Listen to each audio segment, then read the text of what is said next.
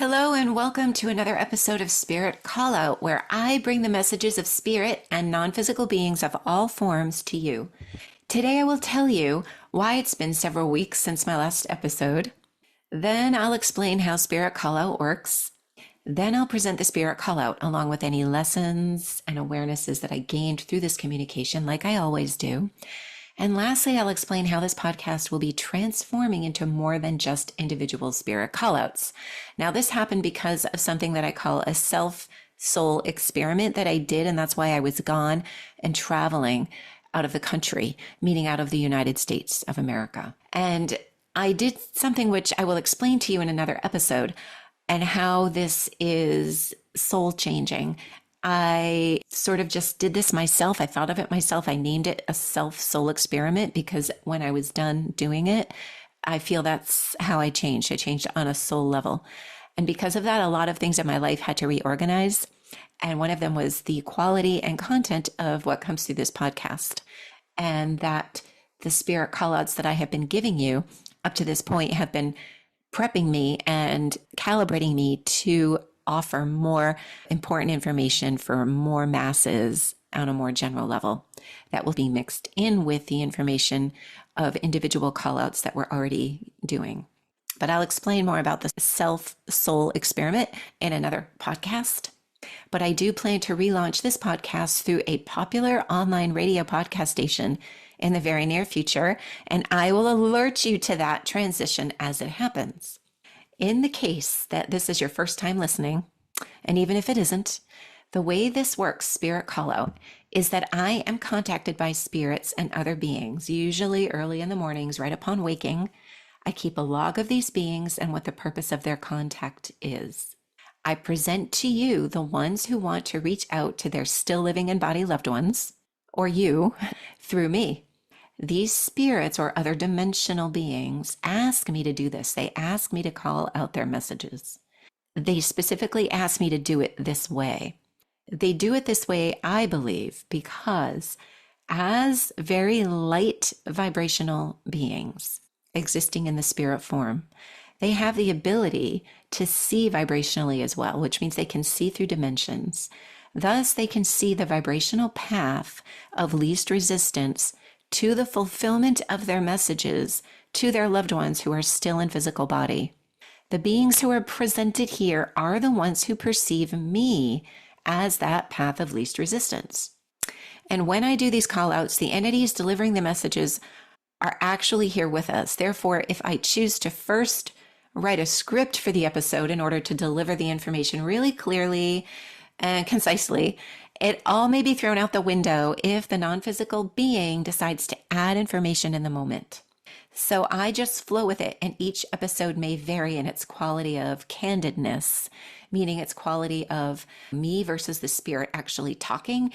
Subsequently, the way I talk might change mid-stride. So be prepared for me to talk as if I'm the entity itself, and then switch back to Dr. Sean Marie Higgins talking about the entity giving the message. So I may switch back and forth between those two persons, so to speak, the two personalities. So now let's get to today's call out, which came to me originally June 26, 2025 at around 8:30 in the morning. I received a visual at first, which I'll describe, and then I'll explain to you some more specifics about it. I did not draw this particular scenario, at least not yet, because of its emotional intensity. And because I received also the names of the individuals involved. I don't always receive names, but I did this time. So I thought that the visual would be less important.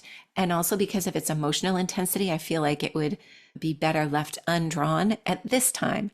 However, if I feel the need and urge to draw it at a later time, I will let you know, and I'll post it along with the images that go along with this podcast to my website so that you can actually listen to the podcast and then go look at the images. I first saw the image, the non-physical form of an older man, appears to be in his later 50s or 60s, possibly early 70s. It's hard to tell age. He's standing beside a woman who is still in living body. So I saw an older man spirit on the right side of a woman who is still in living body. Now, I only see the woman's head and face at first. Once or twice, the image of her transformed into her laying in bed, but the dominant image I have of her now is just her head and face. I'll explain the head and face in more detail in a second because it is significant. The man standing to the right of this woman is leaning down towards his left side to hug her. At this point, she's lying in a bed. He hugs to his left, bending down to hug her while she is lying in bed. The moment he stands up, that image of the woman vanishes and she appears to me as just her head and neck emerging from either clouds or water. Now, this man is someone who the woman knew in life when he was alive as a living body. It is someone very dear to her. It could be a brother, a husband, or another family member, but I am sensing that this man is related either by marriage or genetically and not just a friend. I saw this gentleman overlaid with a light orange hue of light, although there were other colors underneath that hue, such as the coloring of his clothes that he was wearing. It appears that he is wearing a long-sleeved, either light jacket, light orange jacket, or button-up shirt of a dusty orange color, which is the symbol for me that he is a cousin or a brother usually. And his shirt is changing now into a t-shirt, which symbolizes brother. And for me, that's a symbol of the family relation that spirit is or was in physical body to the person they're trying to connect with. For example, if that same spirit came to me, but was trying to contact his son instead of a sister or a wife or something like that, he would appear as himself but wearing a white shirt. So shirt for me has been a symbol that has come to me for years as a way to identify the relationship between the spirit and the human they're giving a message to. And again, there is some overlap with these things because sometimes you have a best friend who feels like a brother. Sometimes you have a significant other or spouse who is been with you for so long, it feels like they're literally related to you genetically. And so these do have some overlaps. I first saw him from the backside, bending down to hug the woman to his left, who also appears older, about his age, maybe a little bit younger. The woman's head and neck appear to me coming out of clouds or water. She appears to be in distress. It's as if she is in water or clouds and looking out, like one would be if they were treading water. Again, this could also be clouds. It feels like a metaphor for feeling suffocated or in distress, which could also indicate that this person, this woman, is physically or mentally, either literally in physical body in distress and having difficulty moving or expressing herself, or in mental distress. Is she confused? Does she have dementia? Does she wave in and out of lucid periods of consciousness? I kind of feel like this woman is very with it sometimes, and she might wave into a sort of a demented state where she has memory loss and forgets where she is, but then waves in and out. Of sub to full consciousness, being on that kind of fence of kind of knowing that you are not conscious, consciously knowing that at times you're not conscious is one of the most frightening stages of these kinds of changes that happen to physical beings as they get older. So this could be what that's representing, because I'm also seeing waves now, waves of water and very, very fluffy, choppy clouds, kind of, it's rough waters. It's gray clouds. This woman feels confused and clouded, whether it's a metaphor for a physical body. Literally, that's how her mental state is. Either way, this gentleman is there to comfort her. He's hugging her. He's standing beside her and helping calm her down. When he does approach her, she appears as the same person lying in a bed, very calm.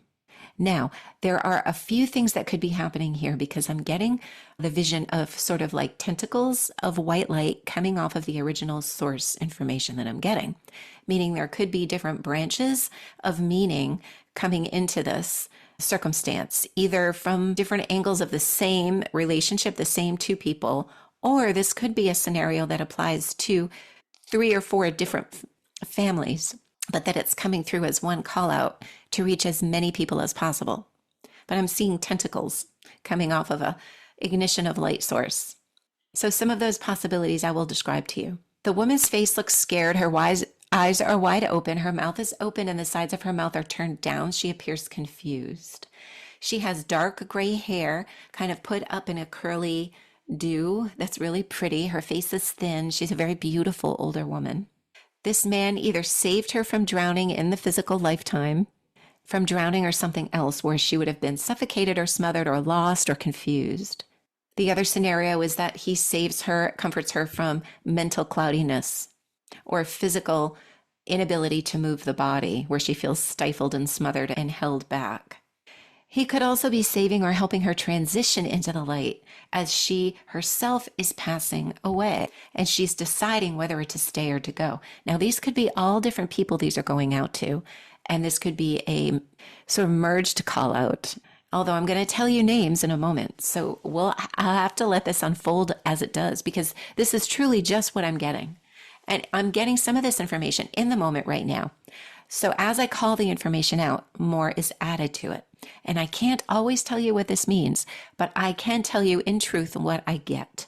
And that's what I'm going to do, whether it makes sense or not, or whether it seems implausible or not. I do see a difference in their form, meaning density. And that's one of the lessons that I'm called to attention to with this communication. The woman is of more dense form than the man. So I can see the density of form, and I can see that she's a physical being and he is a light being. He's also overlaid with the hue of light, which has meaning as well. And we'll talk about that in a few moments. I can see a separation in consciousness between them, but not in physical. Or I could say it this way instead. I see a separation between them, but it is only perceived by the woman. She is not able to feel the presence of or see this gentleman who's in spirit form there to help her. I can feel the difference in consciousness density and in physical density. So I know that she is still in living form. He is in spirit form. This man's leaning down and hugging her is his way of giving her a lifeline to both her physically and mentally. So he's helping her feel physically better in her body and more mentally at ease. He also does specifically say now that he is here for her passing when that does occur. He will greet her upon her passing, or has greeted her recently upon her passing. He will take her with him. Now, when I talked about the hue of light on the gentleman, I told you I would come back to that. And that is also an indication to me of who is in spirit form and who is the physical form. The difference between these two is that one was in a light form and the other was sort of a grayscale. So I saw the light and the color with the spirit and a grayscale for the physical woman, sort of a black and white kind of grayscale image. And an interesting thing about the woman's appearance is that it was sort of a mix between a cartoon and real image of a real face and flesh. Normally, I see a spirit as a cartoon portrayal of who they are, or a real in flesh type of visual, depending on the role that they are in relationship to the person they're trying to contact. For example, if I see a spirit guide for someone or a non-physical guide or helper, I usually see that as a cartoon figure so that I can portray the quality of their presence, because they may not exist in a form of a human. So they cannot portray to me a physical face or features or skin. So they'll give me pictures and symbols of what they are. Once I did see an angel. It was like a cookie cutter image of the silhouette of an angel. I once was shown the image of a man riding on a chariot, or a king with a crown, or something like that, where it's a cartoon symbol of the quality that they are bringing to the person to portray who they are as a non-physical entity in relationship to the person. If they're the guardian, they might come through as a warrior on a chariot or a knight. If they are angelic, they'll come through as a stereotypical angel. In this case, it was the living embodied human that I saw in a mix between a cartoon and real person form. And this mix also represents the merging of two consciousnesses, like she's in and out of consciousness, or in and out of lucidity, or in and out of awareness and memory. So it's almost like she's confused. It's confusion. And that's what I get from this whole scenario and the image of her face being really scared. So in this case is very interesting to me because I perceive this spirit body as more of a real life fleshy image than the actual still living in body person that the message is for. So that was an interesting contrast for me in spirit communication. And although I've been doing this for many years, I'm always surprised at the amount of newness that I experience with each communication and how I learn new things with each communication. Because each entity, physical, non physical, whatever, all of us, each of us, and not just human beings or deceased human beings, but any being, we are all individuals and have our own quality. So there's an infinite number of ways that things can be relayed between worlds, between dimensions.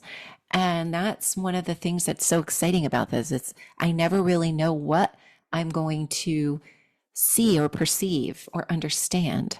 Now I'm going to give you the names that I received. So the man spirit's name is Harry Harold Howard. He has an H name. The woman's name is an L name, like Louise or Lillian or Louisa, something like that.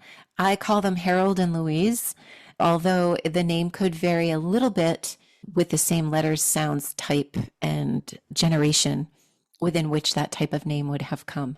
These could be nicknames, middle names, last names, even. Consider that, please, when you are asking yourself, is this my loved one? The names were given pretty clearly, definitely H and L. H for the male, L for the woman. Harold and Louise are the two dominant ones. So please consider nicknames to be these names. Middle names could be these names, and also last names. So don't knock it just because it's not the first given name on a birth certificate. Another point I wanted to make here is that spirit communication is vibrational. Spirit sends out information via a vibration or a frequency, and we each could receive that information differently. As physical beings, our sensory systems like hearing, sight, taste, smell, touch, and even intuition are all separated by physical tissue.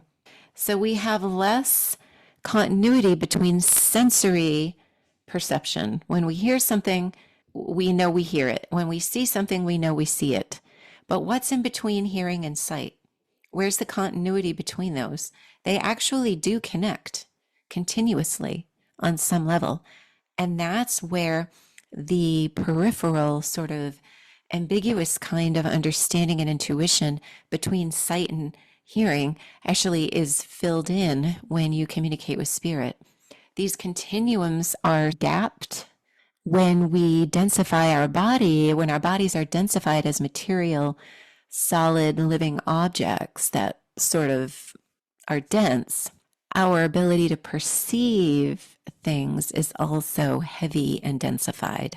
So we perceive less because we would want to be able to hold those perceptions to the physical environment within which we would have the most chance of survival. So if we were always walking around perceiving spirit when we were driving to work or at work, or in my case, seeing patients and ordering imaging and all of these things that we do as physical beings, we would kind of fall apart on a physical plane. In order to get through our day-to-day tasks and requirements and requests and responsibilities, at least in the social culture that we've created for ourselves, which I don't agree with, by the way, but that's what we've created for ourselves. So in this social culture that we've created for ourselves, we actually have to separate our consciousness and we have to separate our perceptions of our various sensory systems. Otherwise, we would be overloaded with information that would not serve us at the level of physical boundary to which we must adhere in order to fulfill our social standards of daily life. This doesn't have to be the case. If we were more free individuals and lived a more natural life, naturally our biology would change according to that. And then what changes also according to our biology is the technology we create from our minds and consciousness, because body, mind, and spirit all balance together. So once we return back to nature, our body changes, our genetics change, our molecular structure changes. Thus, our atomic and subatomic structure changes. And then beyond that, on even a smaller level, changes. And that taps us into another whole entire universe, expansion of space, where we actually access ways to create technology that is in line with the biological structure that we are living as. So we do not have to separate our sensory systems as grounded and densified separate functions through a physical body. We are able to live our lives in a more natural and free way, which would also free up our ability to perceive things and sense things. However, here we are. So let's work with where we are, and just understanding that there's more is the first step in opening, because as I mentioned, body, mind, spirit balance together. So if we change the consciousness, we change the body. Just being aware of the infinite possibility that we have gives us the potential to change into that opening and perception around us. And that will happen to each one of us on an individual level first, which is what's happening in the world, which is why the podcast is changing to a different quality of information that will eventually be given by my high guides through me. Our world is changing because our consciousness is tipping to a scale where we need to be on board with the fact that we are actually biologically and genetically becoming lighter in form. That's a biological, physical change, that we are lightening in molecular structure. And as that changes, our consciousness will change with it. So we will find more and more people becoming mediums. They will feel that their calling is to connect with spirit or heal through energy or sound or light or some other kind of vibrational frequency, another spectrum of frequency other than the physical frequency of materialistic density. There are spectrums that are much lighter through which we can actualize our physical existence. We don't have to actualize physical existence through physical means. We can blend them all together and use color to heal a physical body. We can use light, we can use sound, we can use thought, we can use intention. We can create our own way of healing, because everything is intention and purpose. And it really should be each one's quality, even if they follow a template of learning a healing modality. It's always going to be individual based on the one who performs that modality, because their biological structure doing it, their mental body, emotional body, and consciousness awareness will all have their own quality of how that occurs and how that will be conducted through the intention of their healing for you into their physical body, and the way they move the hands, the way they adjust your body, where they place their hands, what sound tones they use, what colors they would choose, how far away from your body they would be, all of these things and so much more. The physical always parallels. I'm not going to say mirrors, because mirror has a completely different meaning, and I'm not going to use that word in another episode. I'll tell you why. But there's always the energy piece that parallels the physical piece. It's all together. It's all balanced together. It's a reciprocal tension system where body, mind, and spirit will always balance. The only thing that will change will be their geometry that they create as the tripod that is formed between them as a geometrical shape and meaning of the power of three that has become them, if that makes any sense whatsoever. And now I'm kind of getting my high guides talking through me over the last few minutes, as you can feel the quality of change and understand a different quality of information that I'm spreading to you here, but it all kind of came through the call out. So for these particular entities, Harold and Louise, we want to thank them for opening this doorway for my higher guides to come through this particular episode. Now I've completely lost track of my notes because my guides were coming through me to give you this information. And that's what I mean by, as soon as I plan something, the universe laughs and says, guess what? We're going to have guides coming through giving information that you don't even know yet. And we're going to have them say it through you. And so that will be today's message. And this opens up the subject matter I will be talking about quite often with my guides, called biological mediumship, where mediumship, or communicating with different forms of being, different densities of being with the spirit worlds, with interdimensional worlds of all non physical beings and other physical beings can be done by everyone. And not only that, it's actually biological. It's in our biology that we do it. We can access that skill through our physical bodies by being very literal. We can use a stepwise fashion to get into smaller and smaller and finer, molecular than atomic than subatomic particles that make up our body that take us into a world that is infinite. And from there, we access the same things that we have for such a long time believed were outside of our bodies. I want to see what's out there in the spirit world. But I'm telling you, it all exists within us. The whole universe exists within the nucleus of each atom that makes us up. We need only to go within what we already have and walk around with every single second of every moment of every day, of every year, a decade of our lives. We already have everything we need to have everything we want. If we want to extrapolate this out to creating the life and the reality that we want as physical beings, we simply need only to tap into the magic that's already built us. If I wanted to create a life that I desire, I would go within that which has already built me in order to access the power to create that which me experiences.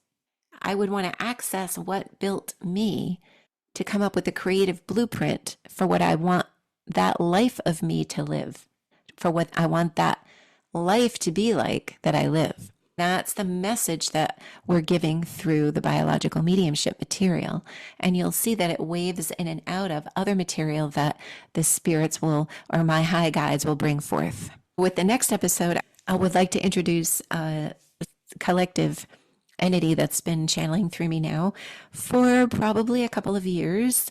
Although, as you'll find out in the episode, that it could have been longer, but I didn't recognize it until probably about a year ago.